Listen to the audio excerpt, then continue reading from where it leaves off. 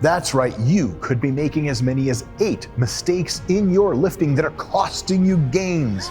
But Dr. Milo Wolf, super sports scientist expert, and a man that hails from Her Majesty's Kingdom, His Majesty's Kingdom of the United Kingdom, is gonna set you straight. And potentially me straight, but my psychiatrist says that's unlikely. 3, 2, 1, 8 mistakes. The first mistake is half reps. You've seen this. No. I've seen this. You've seen it. Half rep on squats, for some reason, is the most common gym fail nation type of thing. It's probably not as effective as doing a full range of motion. So a full range of motion is a great place to be. Full range of motion on the squat, full range of motion on the bench press. All of those will be very effective. Or you can do half reps but in the stretch position, or what we call lengthened partials. All the way in a full stretch, halfway up, and repeat. Ever since the lengthened partial literature came out, a lot of people told Jared and I, see, you were wrong about partials. And we had to calmly retort that we've seen almost no one ever in the gym bro out on the lengthened part of the lift. It's almost always the shortened part because it's the easier part. You can lift the most weight in that. If people are doing super deep stretch and coming halfway up, typically we had no problem with it to begin with. At some point in our careers, we did say that's suboptimal because it wasn't locking out, wasn't activating all the motor units. And we were definitely wrong about that. And it turns out lengthened partial is almost certainly as robust as full range of motion, at least as far as we can tell now. But if you're thinking, oh, partials are okay, so no, lengthened partials are okay, shortened partials are almost certainly less growth promoting in most cases. And there's also a thing with me is, ask yourself why you're doing it. Almost everyone who's ever half squatted didn't do it because of science or the belief in shortened partials. They did it because they wanted to impress themselves and other people, and because it hurts too goddamn much to go super low. That's it. That's why you're doing partials, motherfucker. This next common lifting mistake is less of a mistake and more of something you may not need to worry about as much as you may think you do. And that's being really, really focused about time and retention. In all likelihood, for best hypertrophy, you want your sets to take somewhere between 20 to 70 seconds based on a review paper by Wilk et al. However, chances are, if you're doing somewhere between 5 and 50 reps, you're almost always gonna fall in that range.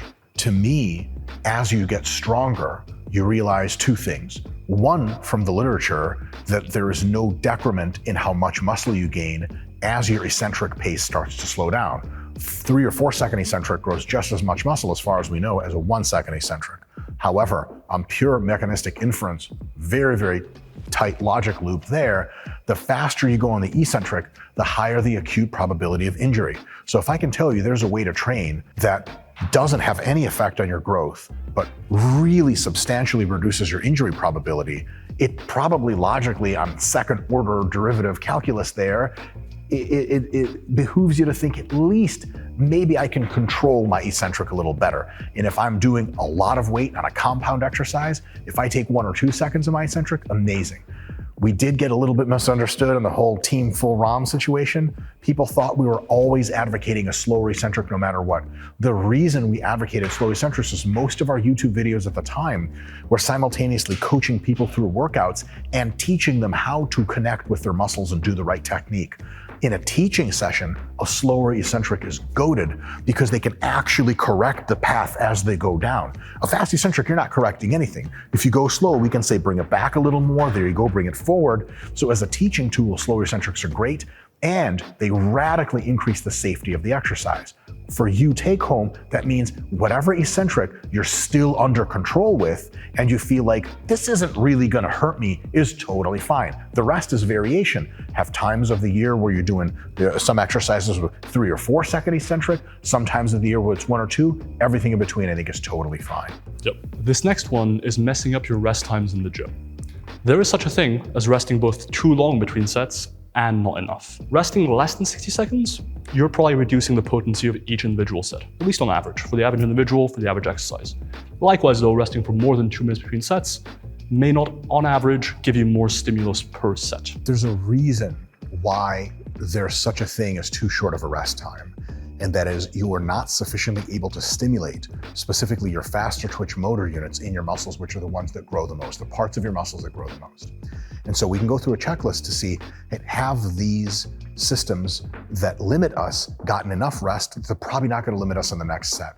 And then as soon as you checklist that, you could wait longer and have slightly better performance, but at a pretty big expense of time. You could go right away, risk a little bit of not so impressive performance, but at least you're really condensing all of your training. You're probably going to be out of the gym sooner. So me personally, once that checklist is cleared, it's probably time to go again, unless your time is just not very expensive. You like being in the gym, staring at hose. I love it. I'm here, Scott, the video guy's naked right now. You guys would never know. I would never leave the gym if a man like that was present.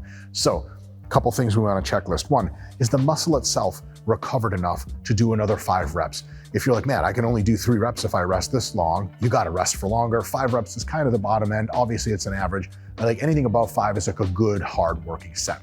Another thing you want to concern yourself with is cardiovascular fatigue. Like, am I still breathing so heavy that the next set I'm going to fail because I'm running out of air instead of my actual quads are limiting me, like on a squat, for example.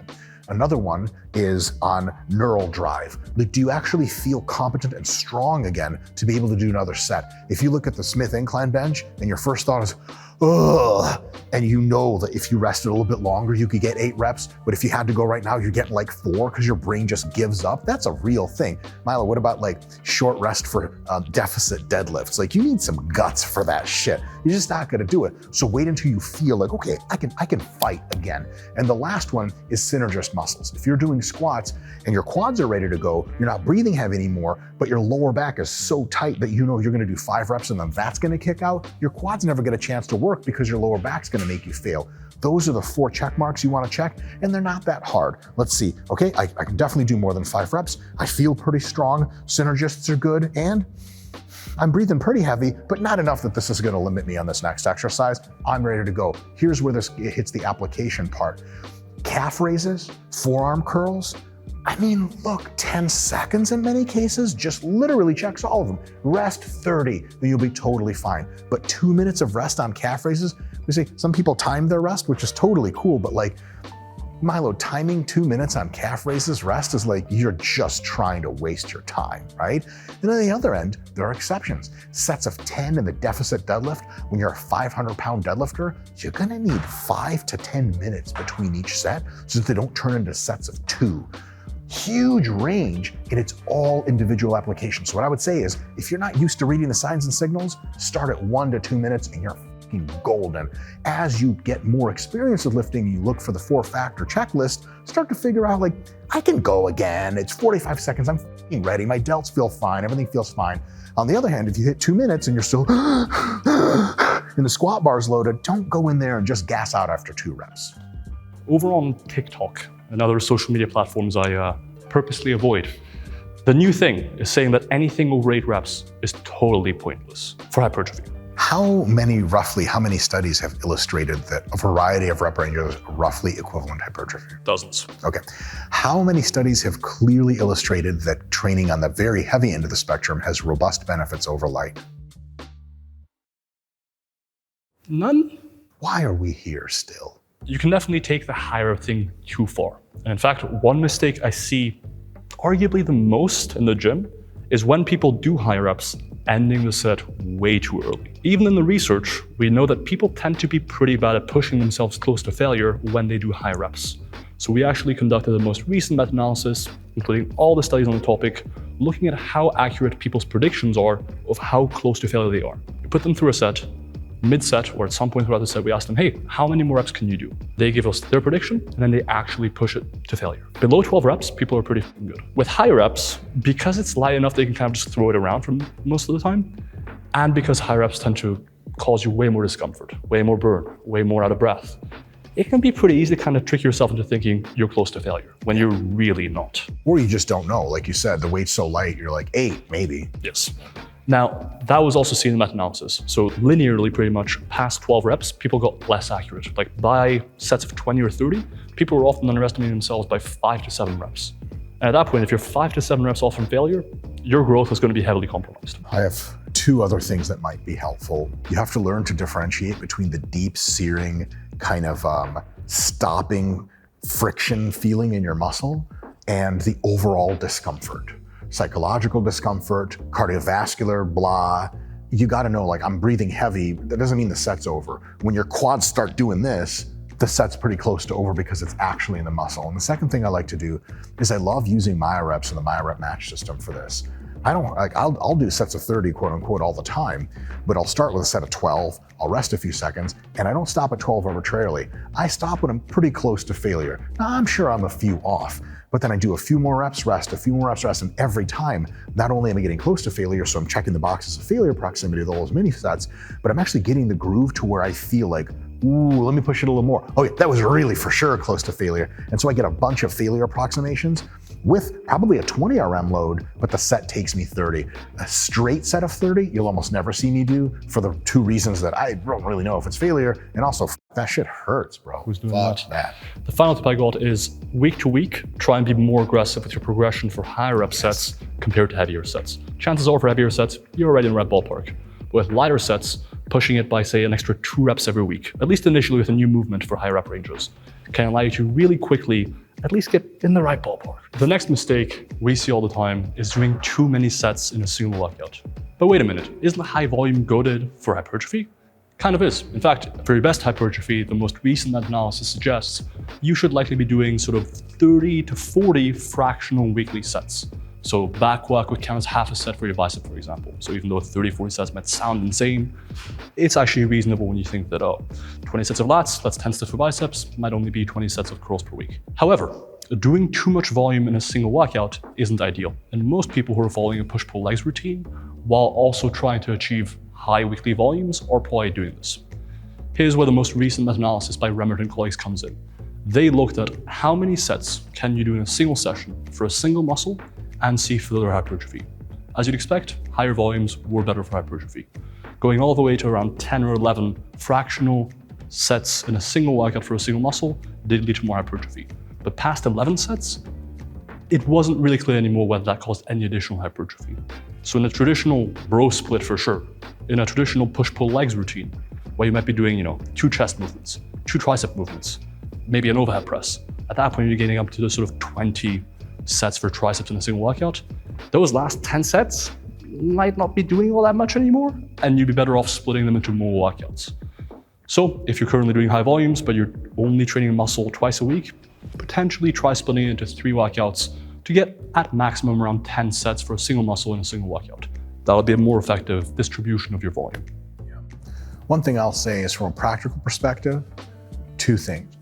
First, there's not an exact number that we know of yet, and it's certainly going to be so much varied based on the individual, their training experience, so on and so forth.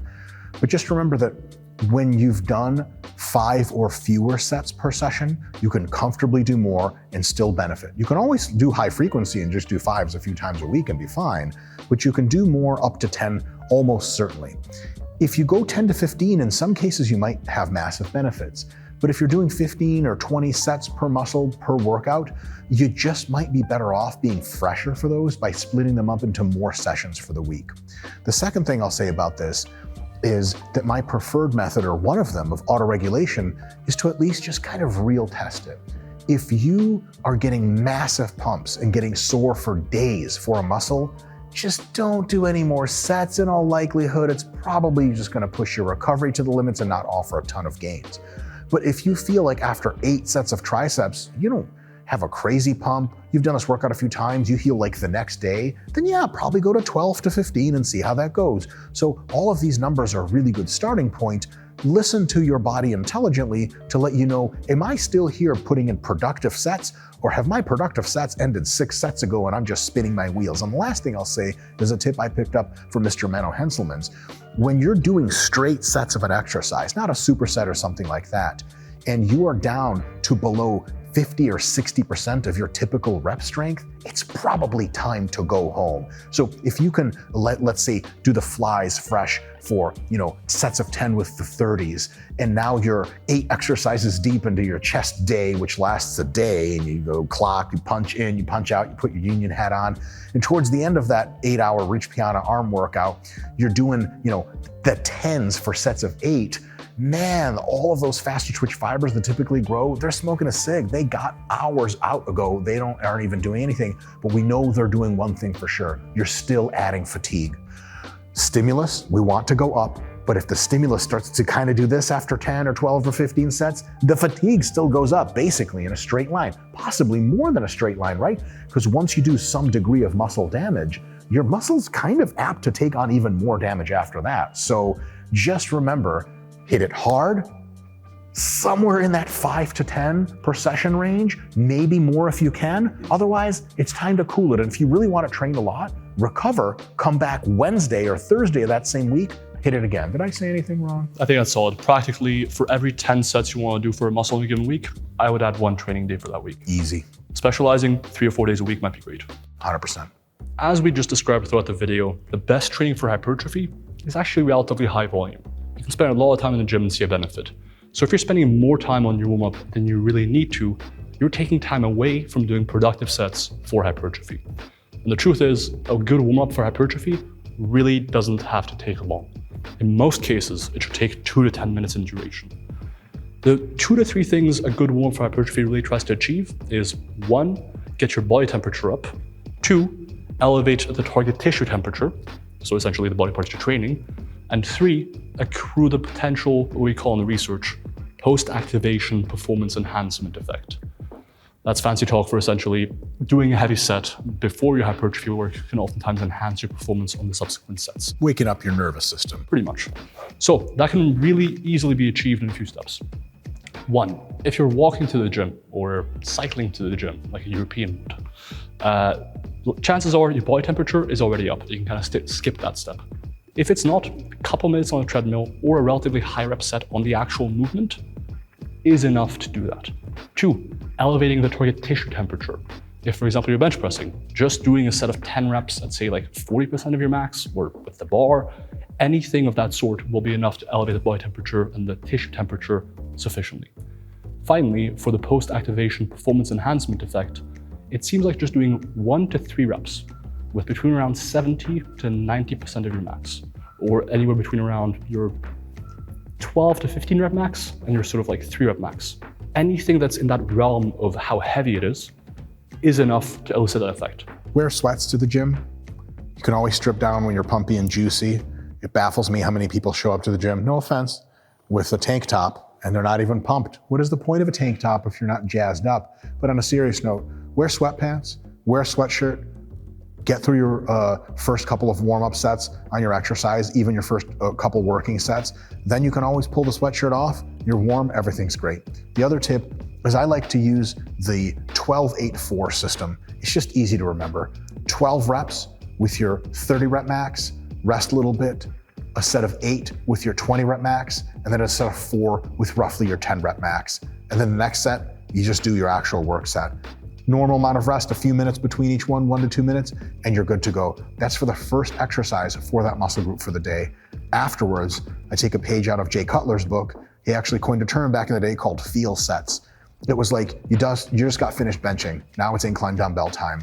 You know, you're pretty big, you're pretty strong. The dumbbells feel really misgrooved. If the first couple reps are strange, and that costs you. It costs you a little bit of your set. It's a probability of injury that's tiny, but also like bigger than you want.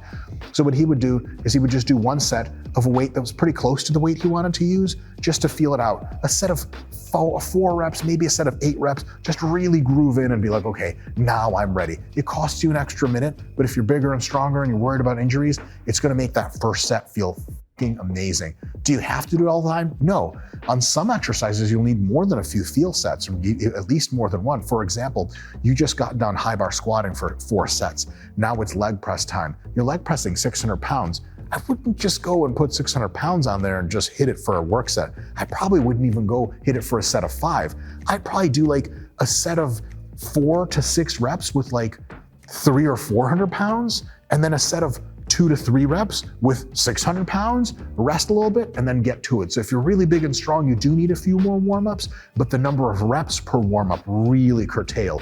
One thing I don't like to see, and this has actually been a pet peeve of mine for like forever, is the same reps all the way through multiple sets, warm up to work set. So I've seen lots of even pro bodybuilders do this. They get on the leg press, 135 pounds for a set of 10, 225 for 10, 315 for 10, 405 for 10, 495 for 10, 585 for 10, 675 for 9 to failure, rack, And then they're like, that's it, we're done leg pressing. You spent most of your workout warming up. What the is going on? Do 12, 8, 4, then put 675 on the bar. As a matter of fact, your 4 was with 675, and do 4 high quality sets on the leg press. You get way more stimulus, not as much fatigue probably, or maybe similar fatigue, and then the time spent is like half.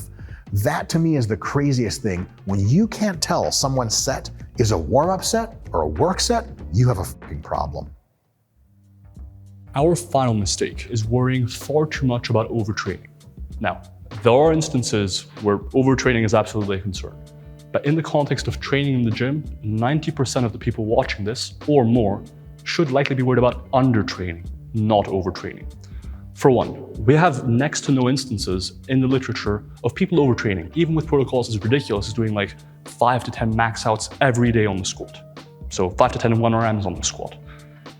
Additionally, when you look at the literature on volume and proximity to failure, one thing that becomes exceedingly clear is that the best training for hypertrophy is actually quite hard. We're talking in fractional sets, weekly volumes of 30 to 40 sets, maximizing hypertrophy. In terms of proximity to failure, going closer to failure generally leading to more growth. And even some indication that training past failure, just on a set per set basis, also increases growth. So if you're doing a regular program, relatively normal volume, relatively normal proximity to failure, chances are you're not going to overtrain. We define overtraining as a consistent reduction in training performance lasting months that is also difficult to reverse out of. That's not really anyone in the gym I've ever met. What you're looking for is not overtraining, that's way too late. You're looking for overreaching. Overreaching is when you temporarily exceed your recovery capabilities. And overreaching in the hypertrophy space has some signs and symptoms. The number one sign and symptom is, are you unable to match your weight and reps from last week for at least 2 sessions for that muscle group in a row on every or almost every exercise? So if your incline is down this week, but your dumbbell press is up, you're probably not overreached. If both are down and then you come in later that week and your push-ups and dips are down substantially, then you're probably overreached. Maybe you're not, but it's a safe bet. It's a good time to take a deload. You lose pretty much nothing taking a deload. It's all gains, you get your mojo back. There are a couple of other correlates there that could be useful, but remember, performance is number one. If you're feeling like the typical workouts, even though you're eating and resting, aren't giving you the same pumps, you feel kind of deflated. If usually you're really motivated to go to the gym and you love it and you feel psychologically defeated, if you're more afraid of your workouts than you are ready to conquer them, and your performance is falling off, it's time to push off the pedal. You're definitely not overtrained, but you're probably overreached. If you did this for weeks and weeks, you could get overtrained, but overtraining sometimes you can't even recover from ever.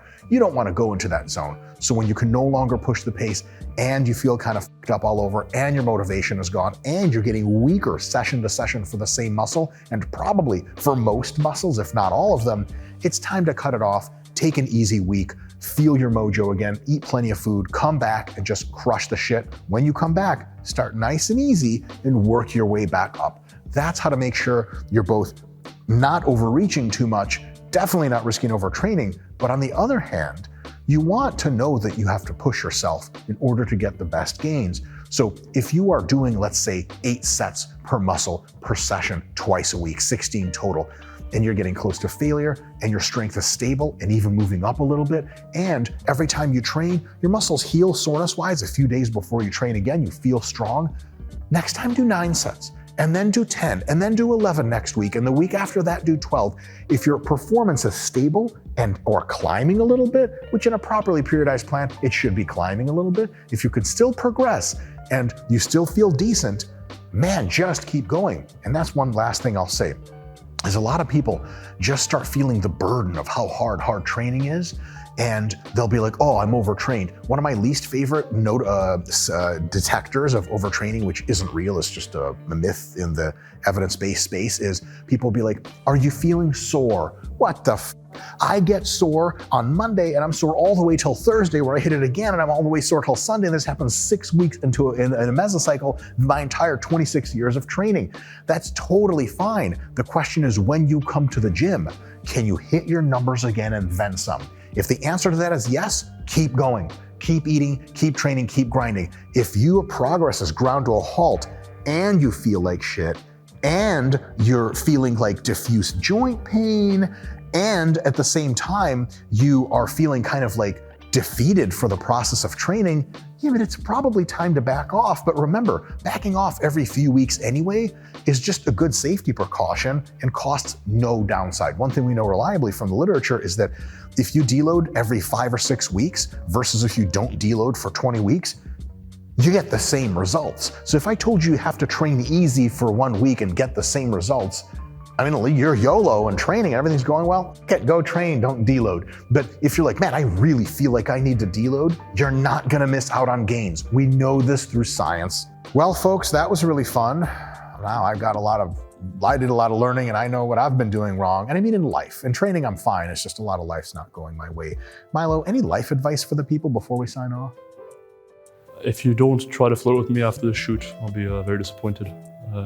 You know, as a race car driver once said, if you don't go for a gap that exists, you're no longer a driver. So translate that to you touching me after the shoot. See you guys next time.